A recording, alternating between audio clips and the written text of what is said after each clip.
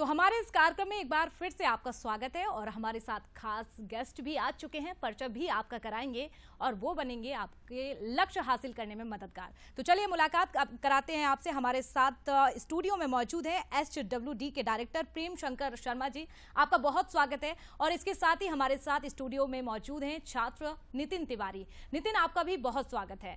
और चलिए चर्चा की शुरुआत प्रेम शंकर जी आपसे करेंगे। आखिर ये क्या है HW क्लासेस, किस तरह की आपकी एक क्लासेस है और यहाँ पर कैसे आप स्टडी कराते हैं? मैम, सबसे पहले मैं बंसल न्यूज़ का बहुत बहुत धन्यवाद देना चाहूँगा कि उन्होंने हमें यहाँ पर इनवाइट किया। और जैसा कि हमारी कोचिंग क्लासेस का नाम है HWD क्लासेस, इसका जो फुल फॉर्म देखा जाए तो वो है hard work and development. It means अगर आप हार्ड वर्क करोगे तो डेवलपमेंट होगा, और अगर हमें डेवलपमेंट चाहिए तो हार्ड वर्क करना कंपलसरी है। तो मैम, हमारी क्लासेस में हम 8 to 12 सभी विषय का कोचिंग प्रोवाइड करते हैं। इसके अलावा मैं स्कूल में भी पढ़ाता हूँ।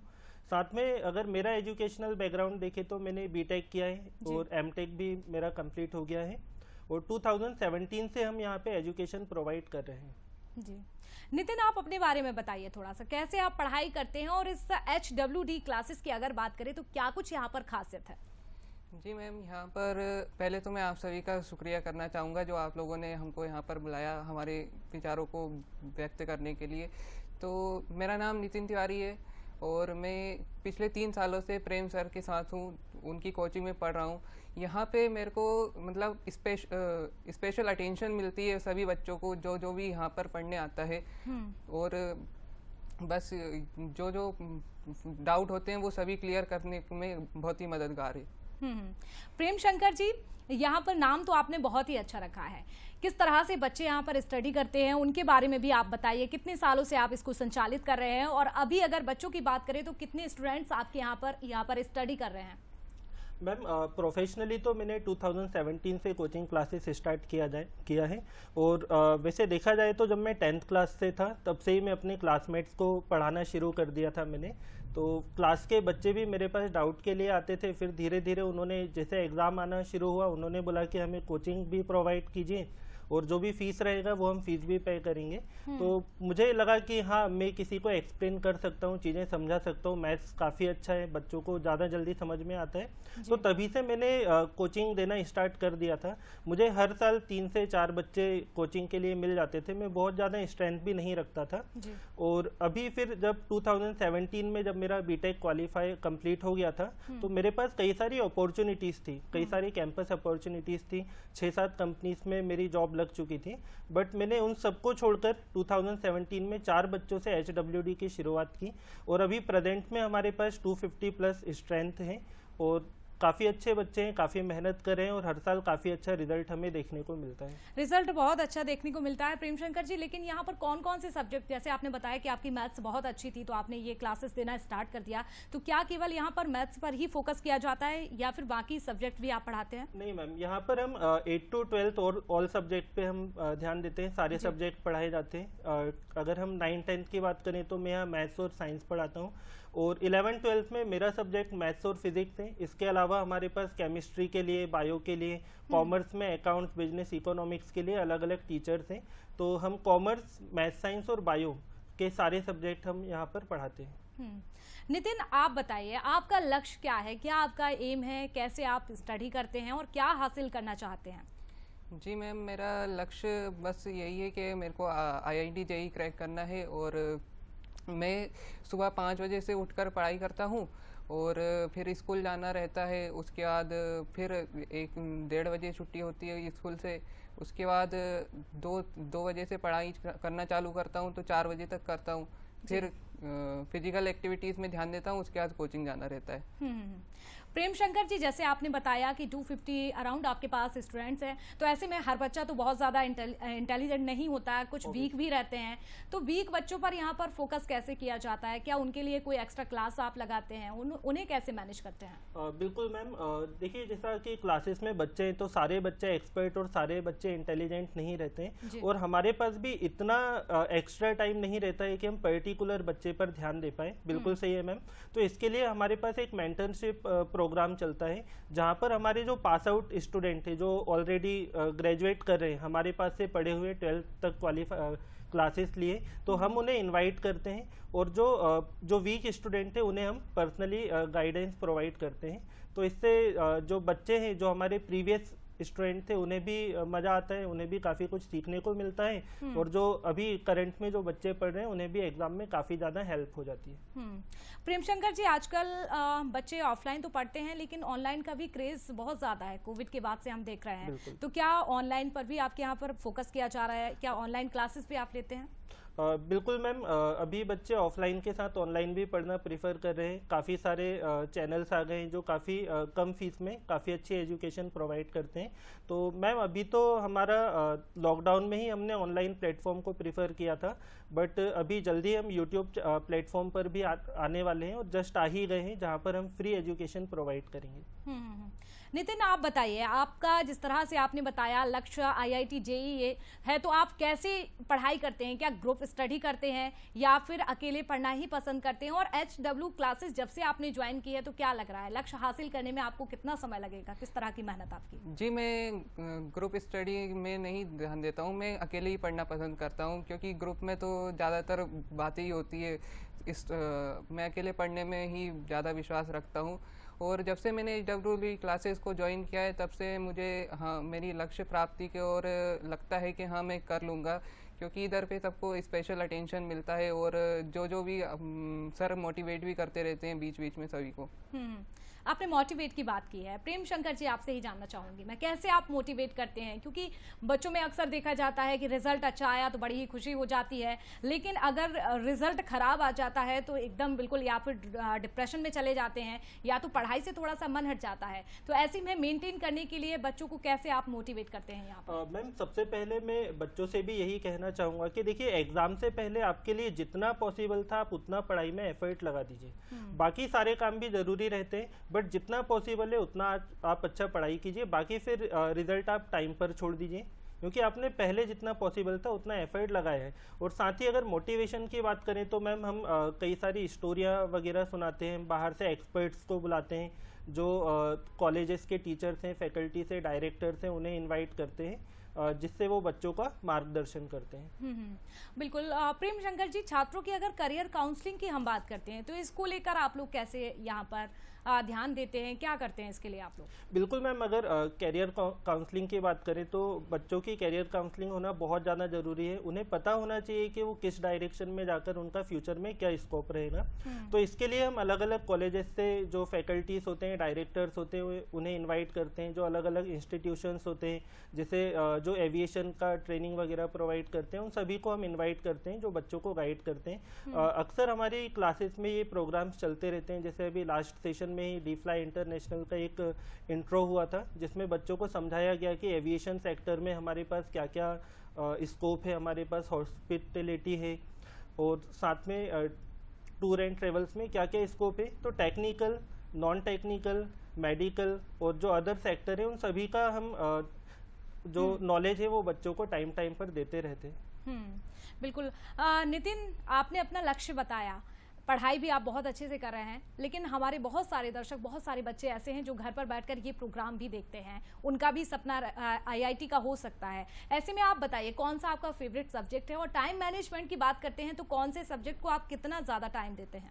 जी, मेरा फेवरेट सब्जेक्ट मैथ्स है। मैथ्स में मेरे को स्टार्टिंग से ही इंटरेस्ट रहा है जी। और जैसे कि मैथ्स मेरे को इजी लगता है तो मैं उसको थोड़ा कम समय देता हूँ, और केमिस्ट्री थोड़ा मेरे लिए टफ पड़ता है तो उसको थोड़ा ज़्यादा समय देता हूँ मैं एज कम्पेयर टू मैथ्स और फिजिक्स। ये बहुत अच्छी नितिन आपने बात कही है। प्रेम शंकर जी, हम देखते हैं बच्चे जो उनका फेवरेट सब्जेक्ट रहता है उसको अगर उन्हें पसंद रहता है तो उसी में ज़्यादा टाइम देते हैं, लेकिन जो सब्जेक्ट वीक होता है उस पर कम ध्यान देते हैं, और कहीं ना कहीं रिजल्ट खराब आने का रीज़न भी ये बन जाता है। तो ऐसे में आप मैनेजमेंट कैसे करते हैं, बच्चों को कैसे इसके लिए बताते हैं? जी मैम, बिल्कुल।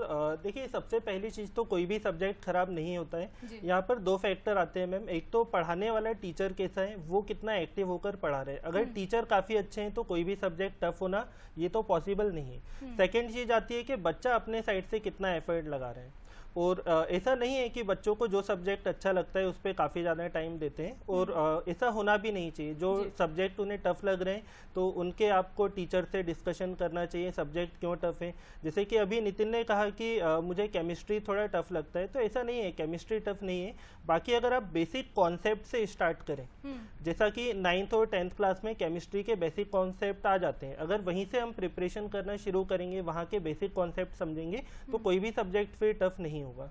बिल्कुल, कोई भी सब्जेक्ट आपको टफ नहीं लगेगा अगर आप प्रॉपर समय देते हैं। अगर प्रेम शंकर जी, हम आपकी क्लासेस की बात करते हैं, HWD क्लासेस की, तो क्या यहाँ पर लाइब्रेरी की सुविधा भी आप बच्चों को देते हैं? क्योंकि अक्सर बच्चे कहते हैं कि जो बाहर रह रहे हैं रूम लेकर या फिर अपने शहर से बाहर, उनके लिए तो दिक्कत नहीं होती। जो प्रॉपर उनका घर, जैसे भोपाल में आपकी क्लासेस है, तो कहीं ना कहीं बच्चे घर पर डिस्टर्ब होते हैं, तो क्या ये सुविधा भी आपके यहाँ पर मिलती है? बिल्कुल मैम, हमारे पास स्पेशली लाइब्रेरी तो नहीं है, बट हमारे पास एक्स्ट्रा रूम्स हैं। तो जो बच्चे घर पे पॉसिबल नहीं हो पाता है, कई बार छोटा घर होता है, जॉइंट फैमिली है, घर में बच्चे हैं तो पढ़ाई नहीं हो पाती है, तो हमारे पास एक्स्ट्रा रूम है, वहाँ पर बच्चे रुककर अक्सर 10-10, 11 बजे तक भी रुककर वो पढ़ाई करते हैं। और अर्ली मॉर्निंग में भी आते हैं मैम, मुझसे पहले आ जाते हैं कई बार, और वहाँ पर बैठकर अपनी स्टडी करते हैं। नितिन, आपने कब सोचा था, IIT JEE की बात करें तो आपने कब ये सोचा, कैसे आपने, क्या पेरेंट्स ने आपके लिए कहा या फिर आपने खुद ही ये अपना लक्ष्य बनाया और उसके लिए स्टडी आप कर रहे हैं?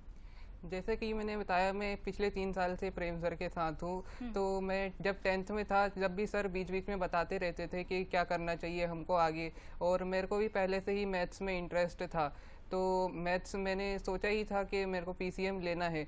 तो उसके बाद से सर ने बताया कि तुम ये भी कर सकते हो, IIT JEE के बारे में भी सोच सकते हो। बिल्कुल प्रेम शंकर जी, बहुत सारे बच्चे ऐसे होते हैं कि जो पढ़ाई तो करते हैं रेगुलर, लेकिन स्ट्रेस भी बहुत ज़्यादा ले लेते हैं। ऐसे में कोविड की अगर हम बात करते हैं तो मेंटल हेल्थ एक बहुत बड़ा इशू है, तो इसको लेकर आप कैसे यहाँ पर टिप्स देते हैं, क्या कुछ बच्चों को बताते हैं? बिल्कुल मैम, मेंटल हेल्थ काफ़ी ज़्यादा ज़रूरी है। और अगर देखा जाए तो कोविड के बाद बच्चों ने जो अपना एजुकेशन है, पढ़ाई से काफ़ी ज़्यादा वो डिस्टर्ब भी हो गए थे, उसका इफेक्ट अभी भी देखने को मिलता है मैम। अभी भी कई सारे बच्चों की मेमोरी जो पहले डेवलप्ड थी वो नहीं रहती है, तो टाइम मैनेजमेंट बहुत ज़्यादा ज़रूरी है। सारे सब्जेक्ट पे ध्यान हमें देना चाहिए, अर्ली मॉर्निंग उठना चाहिए, जो मॉर्निंग वॉक वगैरह, योगा वगैरह, इन पे काफ़ी ज़्यादा ध्यान देना चाहिए, तो मेंटल हेल्थ काफ़ी ज़्यादा अच्छी रहेगी। और अगर हम बात करें टाइम मैनेजमेंट की, तो हमें अपना रूटीन सेट करना चाहिए कि हमें हर सब्जेक्ट को कितना टाइम देना है। जो फिजिकल एक्टिविटी है, ऐसा नहीं है कि सिर्फ एजुकेशन ही सब कुछ है, हमें फिजिकल एक्टिविटी पर भी ध्यान देना चाहिए। और मैं बच्चों को एडवाइस दूंगा कि वो इंडोर गेम के प्लेस पर, जो मोबाइल में गेम वगैरह खेलते हैं, उनके प्लेस पर अगर ग्राउंड में जाकर आउटडोर गेम खेलें, क्रिकेट है, फुटबॉल है, तो वो उनके हेल्थ के लिए काफ़ी ज़्यादा अच्छा रहेगा। और अगर वो आधे 1 घंटे भी खेलते हैं तो फिर उनकी फिजिकल हेल्थ ऑब्वियसली काफ़ी अच्छी रहेगी। बिल्कुल, और ये हमारा प्रोग्राम जो घर पर बैठे बच्चे देख रहे हैं, ये बहुत ही काम की बात आपने कही है। प्रेम शंकर जी, एक और मेरा सवाल आपसे ही रहेगा, अगर हम बच्चों की बात करें तो बच्चे काफ़ी ज़्यादा स्ट्रेस तो लेते हैं, इसको लेकर भी हमने बात की, लेकिन जब भी कोई बच्चा टॉपर बनता है या डॉक्टर बनता है, इंजीनियर बनता है, या तो जो भी उसका लक्ष्य होता है अपना हासिल करने के बाद, वो इंटरव्यू में बताता है कि हमने 8 घंटे पढ़ाई की, 10 घंटे पढ़ाई की, 12 घंटे। ऐसे में जो बच्चे पढ़ाई कर रहे हैं, अपना लक्ष्य हासिल करने की तैयारी कर रहे हैं, कहीं ना कहीं ये इफेक्ट उन पर पड़ता है और वो उन्हीं की कॉपी करते हैं, भले ही वो 10 घंटे क्या पढ़ रहे हैं इससे उन्हें मैटर नहीं करता। तो इसकी आप जानकारी कैसे बच्चों तक सही पहुंचाते हैं, और आपके अकॉर्डिंग आपको क्या लगता है कितने घंटे सफिशिएंट है पढ़ाई के लिए? बिल्कुल मैम, जो बच्चे टॉप करते हैं, IIT में अच्छी रैंक आती है, JEE या नीट में अच्छी रैंक आती है, तो वो बिल्कुल गाइड करते हैं कि हमने 10-10 घंटे पढ़ाई की थी। बट हमारा मानना है कि 10 घंटे पढ़ाई करना ज़रूरी नहीं है, आप 4 से 5 घंटे भी पढ़ाई करें, बट वो पावरफुल और वो इफेक्टिव पढ़ाई होनी चाहिए। ये नहीं कि हम पढ़ रहे हैं और ध्यान कहीं और पर है, वो नहीं होना चाहिए। अगर आप कंसंट्रेट होके पढ़ रहे हैं, हर सब्जेक्ट को 1-1 या 1.5 घंटे भी देते हैं, तो वो काफ़ी इनफ है मैम, बट इफेक्टिव होना चाहिए। नितिन, आप क्या सोचते हैं इस बारे में? जी मैम, मैंने भी यही सोचा है कि जैसे कि 8 घंटे पढ़ने से अच्छा अगर कोई 5 घंटे भी इफेक्टिव पढ़ाई कर रहे हैं हम, तो वो ज़्यादा अच्छा है। 8 घंटे बुक खोल के बैठे और कुछ समझ नहीं आ रहा तो वो कोई मतलब की नहीं है, जबकि 5 घंटे पढ़ रहे हैं लेकिन जो पढ़ रहे हैं वो पूरा समझ में आ रहा है, तो वो बहुत अच्छा है। बिल्कुल, तकनीकी शिक्षा की अगर हम बात करते हैं प्रेम शंकर जी, तो आप क्या किस तरह से देखते हैं वर्तमान की अगर हम बात करें तो इस समय क्या उपयोगिता आपको नजर आती है इसकी? बिल्कुल मैम, मैं भी टेक्निकल बैकग्राउंड से बिलोंग करता हूँ मैम, तो टेक्निकल एजुकेशन बहुत ज़्यादा ज़रूरी है। हमारी कंट्री के डेवलपमेंट में भी टेक्नोलॉजी का बहुत बड़ा रोल है। और अगर हमें काफ़ी अच्छे से विकसित होना है तो हमारे कंट्री की लगभग आधी पॉपुलेशन को टेक्निकल नॉलेज होना चाहिए। विदाउट टेक्नोलॉजी के हमारा देश विकास कर ही नहीं सकता है। जैसे ही हम उठते हैं सबसे पहले अलार्म बंद करते हैं, तो यहाँ पर भी टेक्नोलॉजी का यूज़ हुआ है। जब हम दिन में भी हम कई सारी टेक्निकल चीज़ों का यूज़ करते हैं, शाम को सोते टाइम भी टेक्निकल मोबाइल ही हाथ में रहता है। तो बिना टेक्नोलॉजी के हमारे देश का विकास पॉसिबल नहीं है। और बच्चों को भी टेक्निकल पर भी ध्यान देना चाहिए। टेक्निकल के अलावा कई सारे दूसरे स्ट्रीम्स भी होती है, वहाँ पर भी वो अपना करियर बना सकते हैं। बिल्कुल, बहुत सारी फील्ड अब ऐसी हैं जहां बच्चे अपना फ्यूचर बना सकते हैं, अपना लक्ष्य हासिल कर सकते हैं। प्रेम शंकर जी, पहले हम देखते थे तो बच्चों का एक ही सपना है, या तो वो डॉक्टर्स या तो इंजीनियर। अगर मैथ्स सब्जेक्ट लिया है तो फिर वो इंजीनियर बनेंगे, और साइंस ली है तो डॉक्टर्स। लेकिन अब देखिए अलग अलग फील्ड हैं, आप जहाँ पर भी चाहें वहाँ पर भी अपना करियर बना सकते हैं। जो बच्चे घर पर बैठकर ये हमारा प्रोग्राम देख रहे हैं उनके लिए आप कैसे टिप्स देंगे इसको लेकर? बिल्कुल मैम, आपने बिल्कुल सही कहा कि पहले बच्चों के पास कम ही ऑप्शन होते थे। एक्चुअल में ऑप्शन तो काफ़ी सारे होते थे, बट डायरेक्शन काफ़ी कम होते थे। बट अभी जैसा कि टेक्नोलॉजी का ज़माना है, इंटरनेट का ज़माना है, तो बच्चों के पास कई सारे विकल्प उन्हें मिल जाते हैं अगर वो सर्च करें, अगर वो खोजें तो। साथ में उन्हें डायरेक्शन भी मिल जाता है कि अगर हम एविएशन सेक्टर में जाते हैं तो हमारे पास क्या स्कोप है, मेडिकल फील्ड में जाते हैं तो हम कहाँ कहाँ पर जॉब्स हमारे लिए अवेलेबल रहेगी। और भी अभी तो कई सारे हर चीज़ में डिप्लोमा है मैम। पार्लर के लिए डिप्लोमा होता है, ब्यूटी पार्लर, फैशन डिज़ाइनिंग के लिए डिप्लोमा होता है। तो कई सारे सोर्सेज अवेलेबल हैं जहाँ पे वो एजुकेशन ले सकते हैं। प्रेम शंकर जी, मॉक टेस्ट के बारे में आप जानकारी दीजिए। HWD क्लासेस की अगर बात करते हैं तो यहाँ पर बच्चों को कैसे मॉक टेस्ट दिलाए जाते हैं, इसके लिए आप लोगों की ओर से क्या सुविधा बच्चों को? बिल्कुल मैम। मैम एक्चुअल में मॉक टेस्ट को हम हमारे कोचिंग सेक्टर में FLT नाम से यूज़ करते हैं। This is the full length test. तो यहाँ पर हम जो एग्ज़ाम का जो पैटर्न होता है, जो पेपर का पैटर्न होता है, उसी पैटर्न पे हम पेपर बनाते हैं। वीकली हम जैसे एक हफ्ते में 3 सब्जेक्ट हैं तो हम तीनों सब्जेक्ट का टेस्ट लेते हैं। यहाँ पर जैसा कि एग्ज़ाम में 3 घंटे का टाइम रहता है एग्ज़ाम पेपर कंप्लीट करने के लिए, तो हम बच्चों को सजेस्ट करते हैं कि वो 2 से ढाई घंटे में अपना पेपर कंप्लीट करें। जब बच्चे कंटिन्यू एग्ज़ाम देते हैं, एक रूटीन बन जाता है उनका, उन्हें आइडिया लग जाता है कि किस तरह से हमें एग्ज़ाम अटेंड करना है। पहले बड़े क्वेश्चन 4 मार्क्स वाले अटेंड करना है या MCQ अटेंड करना है, तो उनका जो एग्ज़ाम का फियर रहता है वो कम्प्लीटली ख़त्म हो जाता है। और मैं सजेस्ट करूँगा हर कोचिंग इंस्टीट्यूट को और बच्चों को भी कि वो जो पुराने एग्ज़ाम पेपर है उन्हें निकालें और वो 2 से ढाई घंटे में कंप्लीट करने की कोशिश करें। बहुत अच्छी टिप्स दी है आपने। प्रेम शंकर जी, अक्सर हम देखते हैं पेरेंट्स और बच्चों में एक सही तालमेल जो है वो नहीं बनता है। कभी हम देखते हैं पेरेंट्स का कुछ और मन है कि अपने बच्चे को कुछ और बनाना चाहते हैं, लेकिन बच्चे का कुछ और मन होता है। और एक समय ऐसा आता है कि बच्चा कुछ सोचता है लेकिन 2 साल बाद उसका भी ड्रीम चेंज हो जाता है, उसका लक्ष्य कुछ और हो जाता है। तो क्या आपने ये अनुभव अपने इस क्लासेस में आपने भी देखे हैं? बिल्कुल मैम, काफ़ी अच्छी बात है। ऑब्वियसली देखिए, जैसा कि पेरेंट्स अपने बच्चों का कभी बुरा तो नहीं चाहेंगे, वो तो काफ़ी एक्सपीरियंस है, बच्चों को भी ये चीज़ समझनी चाहिए। बट अगर पेरेंट्स के कुछ और व्यू हैं, पेरेंट्स चाहते हैं कि बच्चा डॉक्टर बने और बच्चा चाहता है इंजीनियर बने, तो बच्चे को पेरेंट्स को कन्वेंस करना पड़ेगा। स्टूडेंट में इतनी कन्वेंसिंग पावर तो होनी चाहिए कि एटलीस्ट वो अपने पेरेंट्स को कन्वेंस कर पाए। और हमारे पास काफ़ी सारे जो व्यूज़ है, काफ़ी सारे एक्सपीरियंसेस हैं मैम। जैसे कि अभी 2 साल पहले हमारे पास एक स्टूडेंट थी अलीशा, वो अपने फ्रेंड्स के साथ, फ्रेंड्स ने कॉमर्स लिया था तो वो भी चाहती थी कि वो भी कॉमर्स स्ट्रीम ले, बट उनके पेरेंट्स के और मेरे सजेशन पे उसने बायो लिया है और अभी वो काफ़ी खुश है मैम। बहुत अच्छा। प्रेम शंकर जी, एक और सवाल मेरा आपसे, बंसल ग्रुप के योगदान को आप कैसे देखते हैं? क्योंकि हम लगातार प्रयास करते हैं कि हर बच्चा जागरूक हो, हर बच्चे को जानकारी मिले, क्योंकि बहुत सारे बच्चे ऐसे हैं जो गांव में बैठ के केवल टीवी देखते हैं, मोबाइल देखते हैं, उनके पास ना तो कोचिंग है और ना ही कोई और संस्थान है। तो ऐसे में आपकी क्या टिप्स और बंसल ग्रुप के योगदान को आप कैसे देखते हैं? मैम, सबसे पहले तो मैं बंसल ग्रुप का भी धन्यवाद करना चाहूँगा। बंसल ग्रुप ऑफ इंस्टीट्यूशन जो इंजीनियरिंग और मेडिकल सेक्टर में एजुकेशन प्रोवाइड करते हैं। तो सबसे पहली चीज़ तो बंसल ग्रुप ने टीचर्स को प्रमोट करने के लिए उन्हें काफ़ी सारे जो प्रोग्राम हैं वो ऑर्गेनाइज करवाते हैं, जिसमें टीचर को इन्वाइट किया जाता है। और साथ ही बंसल ग्रुप का एजुकेशन में बहुत बड़ा योगदान रहा है। और इसके अलावा बंसल ग्रुप हमें ये फैसिलिटी प्रोवाइड करता है कि जो प्रैक्टिकल्स जो हम कोचिंग सेंटर में थ्योरी तो प्रोवाइड करवा सकते हैं, थ्योरी पढ़ा सकते हैं, प्रैक्टिकल नॉलेज के लिए वो हमें इनवाइट करते हैं टाइम टू टाइम, जहाँ पर हम बच्चों को लेकर जाते हैं और वहाँ पर हम प्रैक्टिकल एक्टिविटीज़ भी करवा पाते हैं। और साथ में मैम बंसल कॉलेज को अगर हम देखें तो ये बहुत ज़्यादा कोर्सेज नहीं है, टेक्निकल पे पूरा कंसंट्रेशन है। तो जो टेक्निकल नॉलेज है वो काफ़ी अच्छे से, काफ़ी इफेक्टिव तरीके से यहाँ पे प्रोवाइड किया जाता है। साथ में एनसीसी, एनएसएस, ये सारी फैसिलिटीज़ भी हैं, ये सारे ट्रेनिंग भी दी जाती है, जिससे बच्चों का काफ़ी ज़्यादा विकास होता है। बिल्कुल। नितिन, आप बहुत अच्छे से पढ़ाई कर रहे हैं, अपने लक्ष्य हासिल के लिए मेहनत भी कर रहे हैं। बहुत सारे बच्चों ने भी अपना लक्ष्य जो है वो निर्धारित कर लिया है, लेकिन कई बार हम देखते हैं कि बच्चा लक्ष्य निर्धारित तो कर लेता है, उसके लिए मेहनत भी करता है, लेकिन कभी कभी वो अपने लक्ष्य से भटक भी जाता है। उन बच्चों के लिए आप क्या कहेंगे? जी, मैं यही कहना चाहूँगा कि भटकने में वो रेगुलर पढ़ाई करते हैं, अगर रेगुलर रहेंगे वो तो किसी की बुरी संगत में नहीं आएंगे तो नहीं भटकेंगे वो। मेरा यही कहना है कि जो अपन को लक्ष्य प्राप्त करना है सिर्फ उसी पे ध्यान देना चाहिए जब तक वो लक्ष्य प्राप्त ना हो जाए तब तक।